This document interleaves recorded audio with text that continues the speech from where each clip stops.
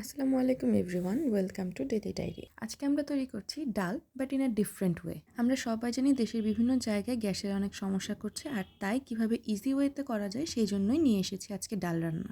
চলুন তবে শুরু করি। ডাল রান্না করতে প্রথমে আমাদের লাগছে অবশ্যই ডাল, টমেটো, ধনিয়া পাতা, রসুন কুচি, পেঁয়াজ কুচি এবং কাঁচামরিচ। যে পাতিলটাতে আমরা ডাল রান্না করব সেখানে প্রথমে ডাল আর সয়াবিন তেল দিয়ে নিব। এবার একে একে হাফ চা চামচ মরিচ গুঁড়া, হাফ চা চামচ ধনিয়া গুঁড়া, হাফ চা চামচ হলুদ গুঁড়া এবং হাফ চা চামচ জিরা গুঁড়া দিব এবং সব শেষে স্বাদ মতো লবণ দিয়ে নেব। এই পর্যায়ে কুচি করে রাখা পেঁয়াজ, রসুন এবং কাঁচামরিচ, ধনিয়া পাতা সব কিছুই দিয়ে নেব। এবার আমরা সব কিছুকে একসাথে ভালো করে মেখে নিচ্ছি। আপনারা এটা চামচ দিয়েই করতে পারেন, কিন্তু হাত দিয়ে করলে আমার কাছে বেটার মনে হয়। আচ্ছা, মেখে নেওয়ার পর ডালের লুকটা কিছুটা এরকম হবে। এই পর্যায়ে আমরা পরিমাণ মতো ফুটন্ত পানি ডালে অ্যাড করে দিব।